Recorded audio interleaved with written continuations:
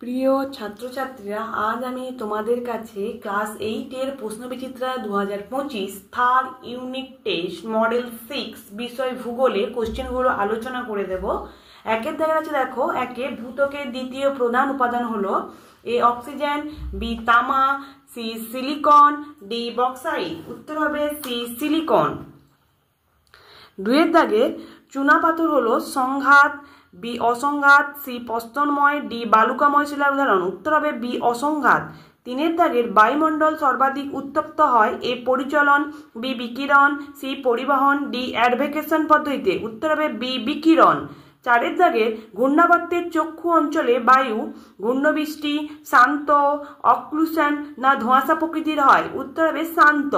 পাঁচের দাগে Syria Lebanon নিরক্ষীয়, ভূমধ্যসাগরীয়, মৌসুমী না তৈগা অঞ্চলের অন্তর্গত। উত্তর হবে ভূমধ্যসাগরীয়।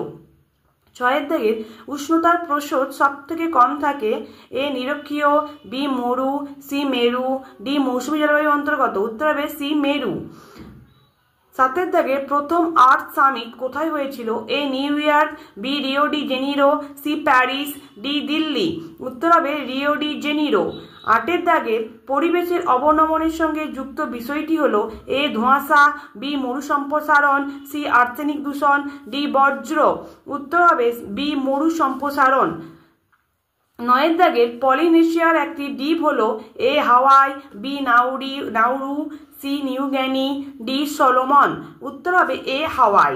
দশের দাগের নিউজিল্যান্ডের নাতিশীতোষ্ণ তৃণভূমি হলো A Canterbury, B Downs, C Pampas, D savanna. উত্তর হবে এ ক্যান্টারবেরি। দুয়ের দাগের এ শূন্যস্থান পূরণ করো। একে আছে গুরুমণ্ডল পৃথিবীর মোট আয়তনে %% অধিকার করে আছে। উত্তর হবে 84। দুয়ের দাগের একটি নিরপেক্ষ পাত সীমানার উদাহরণ হলো, যেটা আমি তোমাদেরকে দেখিয়ে দেব টেক্সট বইয়ে পেজ নাম্বার 9-এ। দেখতেই পাচ্ছ যে নিরপেক্ষ পাত সীমানা আছে। উদাহরণে যে লিখবে ক্যালিফোর্নিয়ার উত্তর দক্ষিণে বিস্তৃত সান্দ আন্দিজ চ্যুতি। ঠিক আছে, এরকম সীমানার উদাহরণ এটা লিখলেই হবে, এখান থেকে এতটা পর্যন্ত। ঠিক আছে, তারপরে দেখো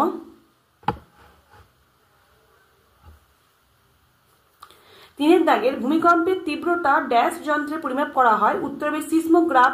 চারের দাগের পশ্চিমা বায়ু উত্তর গোলার্ধের ড্যাশ দিক থেকে পরিবাহিত হয়। উত্তর হবে দক্ষিণ পশ্চিম। পাঁচের দাগের পূর্ব চীন সাগরে সৃষ্ট ঘূর্ণিঝড় ড্যাশ নামে পরিচিত। উত্তর হবে টাইফুন। ছয়ের দাগের ভূমধ্যসাগরীয় জলবায়ু অঞ্চলে শীতকাল ড্যাশ প্রকৃতির। উত্তর হবে মৃদু নাতিশীতোষ্ণ। বি এক কথা উত্তর দাও। একে আছে উত্তর পূর্ব ভারতের একটি বৃষ্টিচ্ছায় অঞ্চলের উদাহরণ দাও, যেটা আমি তোমাদেরকে দেখিয়ে দেব।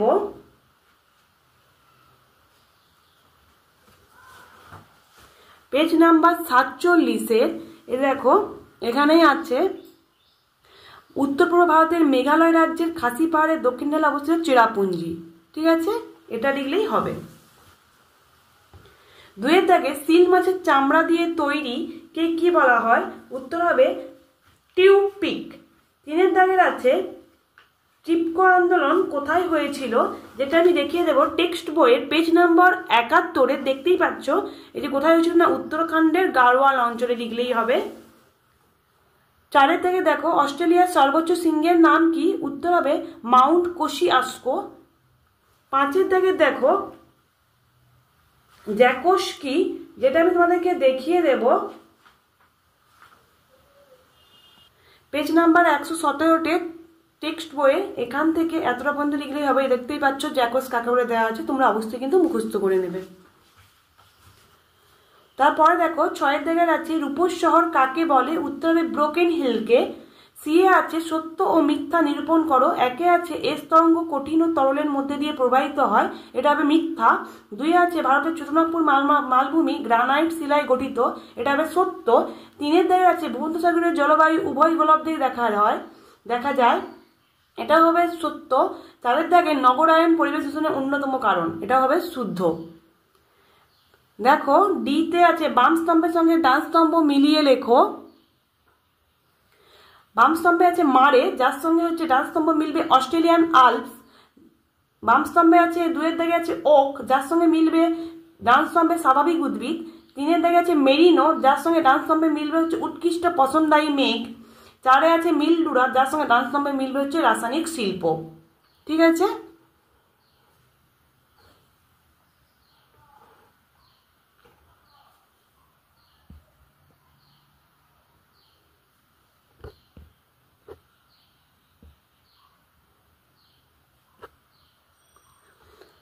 তারপরে দেখো কি বলেছে, 3 দাগে নিচের প্রশ্নগুলির সংক্ষিপ্ত উত্তর দাও। 1 আছে অ্যাস্টেনোস্ফিয়ার বলতে কি বোঝো, যেটা আমি তোমাদেরকে দেখিয়ে দেবো টেক্সট বইয়ে পেজ নম্বর 5-এ। অ্যাস্টেনোস্ফিয়ার কি, এখান থেকে এতটা পর্যন্ত লিখলেই হবে। তারপরে দেখো অথবা নিফে কি আছে, যেটা আমি তোমাদেরকে দেখিয়ে দেবো। নিফের সীমা বা নিফে, ঠিক আছে, যেটা আমি তোমাদেরকে দেখিয়ে দেব।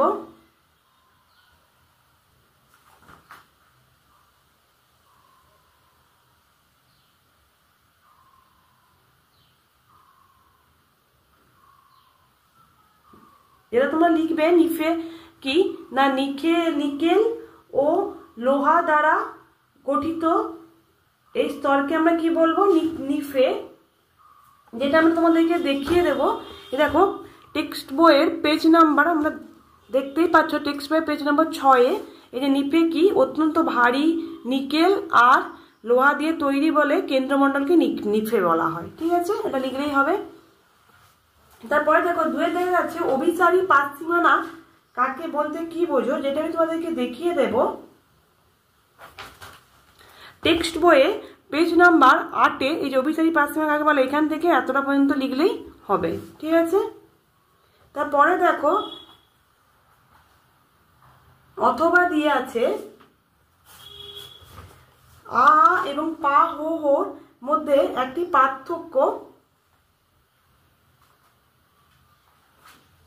এটা আমি তোমাদেরকে দেখিয়ে দেবো। রাইমার্টিনের সহায়িকাতে পেজ নাম্বার 49-এ এই দেখো আ ও পা হোর পার্থক্য আছে, তোমরা যতগুলো পারবে মুখস্থ করবে।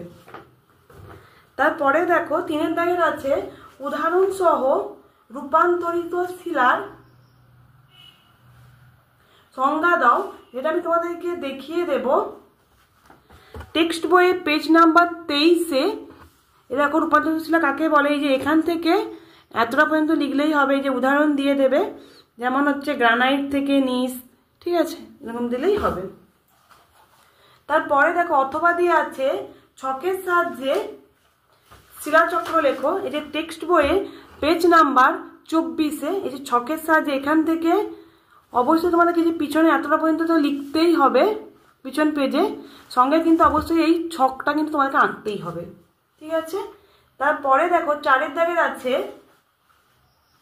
আপেক্ষিক আর্দ্রতা বলতে কি বোঝো, যেটা আমি তোমাদেরকে দেখিয়ে দেব। টেক্সট বইয়ের পেজ নাম্বার 46-এ এই যে আপেক্ষিক আর্দ্রতা কাকে বলে, এখান থেকে এতটা পর্যন্ত লিখলেই হবে। ঠিক আছে, তারপরে দেখো অথবা বৃষ্টির ছায়া অঞ্চল বলতে কি বোঝো, পেজ নাম্বার 47-এর এই যে বৃষ্টির ছায়া অঞ্চল বলতে কি বোঝো, এখান থেকে এতটা পর্যন্ত লিখলেই হবে। অবশ্যই যেন তোমরা মুখস্থ করে নেবে। 4 থেকে নিচের প্রশ্নগুলির সংক্ষিপ্ত ব্যাখ্যামূলক উত্তর দাও। 1 আছে দক্ষিণ গোলার্ধে মেরুবায়ু কোন দিকে প্রবাহিত হয় ও কি নামে পরিচিত। মেরুবায়ু শীতল হয় কেন।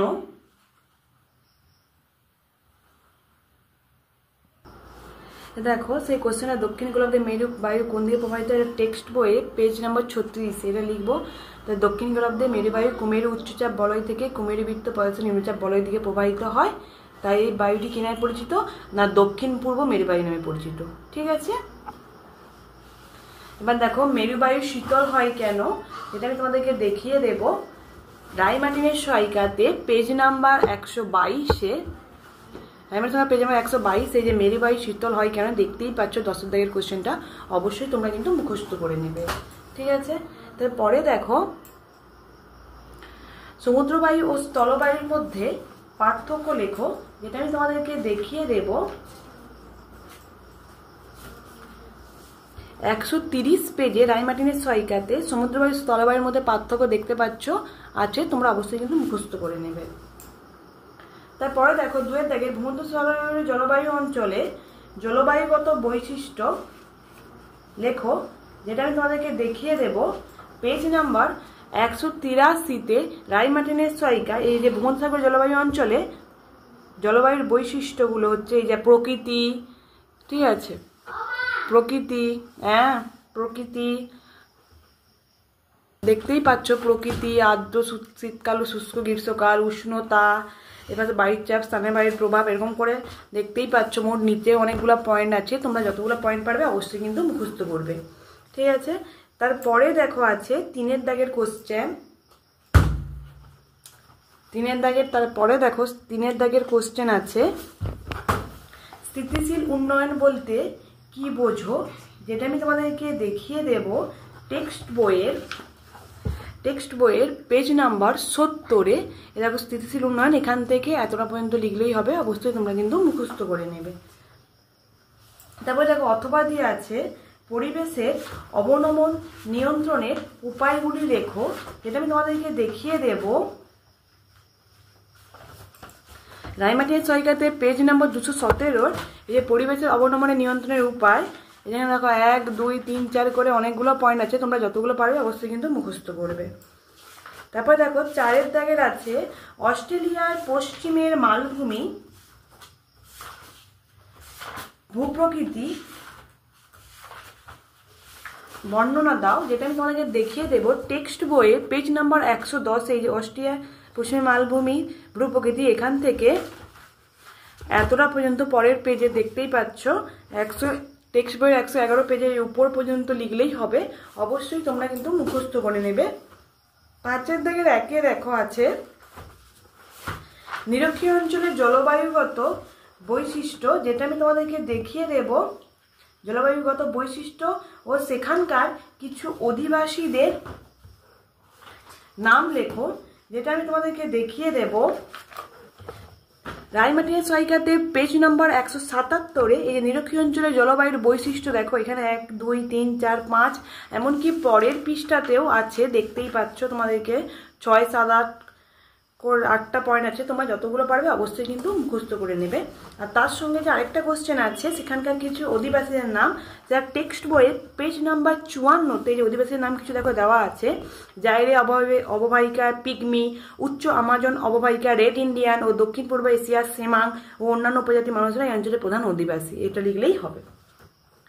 তারপরে দেখো বলেছে অথবা দিয়ে মৌসুমী জলবায়ু অঞ্চলের অবস্থান ও সেখানকার জীববৈচিত্র্য সম্বন্ধে লিখতে বলেছে, যেটা আমি তোমাদেরকে দেখিয়ে দেব রাই মার্টিনেজ সহায়িকাতে পেজ নাম্বার 182-তে। এই যে মৌসুমী জলবায়ু অঞ্চলের অবস্থান, সেখানকার জীববৈচিত্র্য, এই যে এখানে দেখতেই পাচ্ছ জীববৈচিত্র্য আলোচনা করার কথা বলছে। স্বাভাবিক উদ্ভিদ, এবার শুষ্ক পর্ণমোচী, আবার উল্টো পৃষ্ঠাতে দেখতেই পাচ্ছ ম্যানগ্রোভ, প্রাণী সম্প্রদায় সবই আছে প্রায়, ঠিক আছে। এছাড়াও এই যে অবস্থান যেটা বলছে মৌসুমী জলবায়ুর অবস্থান, সেটা আমি তোমাদেরকে দেখিয়ে দেবো। এই যে মৌসুমী জলবায়ুর অবস্থান দেখতেই পাচ্ছ, এটা রাই মার্টিনেজ সহায়িকাতে পেজ নাম্বার 180-তে যে অক্ষাংশগত অবস্থান, ভৌগোলিক অবস্থান, এখান থেকে এতটা পর্যন্ত তোমাদেরকে কিন্তু অবশ্যই লিখতে হবে, ঠিক আছে, একসঙ্গে দুটো। পরে দেখো পরিবেশ দূষণ ও পরিবেশ অবনমনের পার্থক্য দিয়েছে, যেটা আমি তোমাদেরকে বলেই দেব পেজ নাম্বার 227-এর রাই মার্টিনেজ সহায়িকাতে এই যে পরিবেশ অবনমনের পার্থক্য আছে, অবশ্যই তোমরা কিন্তু মুখস্থ করে নেবে। তার সঙ্গে আরেকটা আছে দেখো ভোপাল গ্যাস দুর্ঘটনা, যেটা আমি তোমাদেরকে দেখিয়ে দেবো রাই মার্টিনেজ সহায়িকাতে পেজ নাম্বার 228-এ। এই যে ভোপাল গ্যাস দুর্ঘটনা, এটা অবশ্যই তোমরা কিন্তু মুখস্থ করবে। এখানে আছে দেখো ফলাফল আছে, এমনকি এপাশের উপরেও আছে, দেখতে পাচ্ছ তোমরা, এপাশের উপরে তো আছে, অবশ্যই তোমরা কিন্তু মুখস্থ করে নেবে। তারপরে দেখো 3 দাগের আছে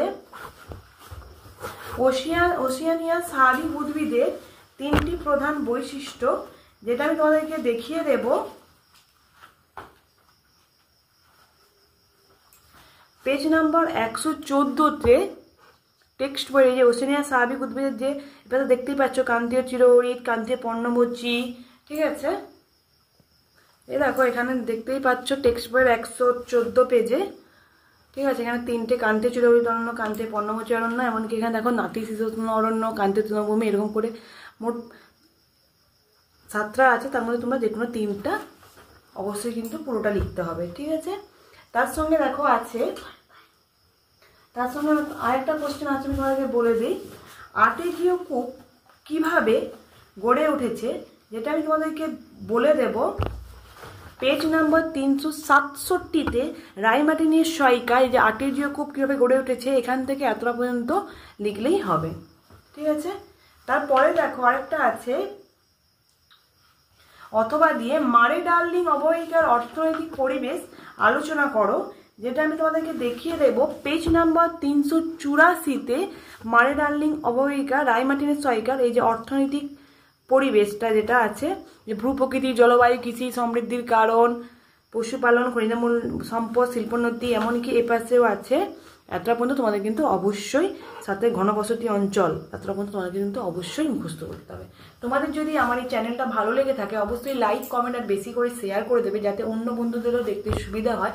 আমার ভিডিওগুলো আগে পাওয়ার জন্য অবশ্যই সাবস্ক্রাইব করে রাখবে। ধন্যবাদ।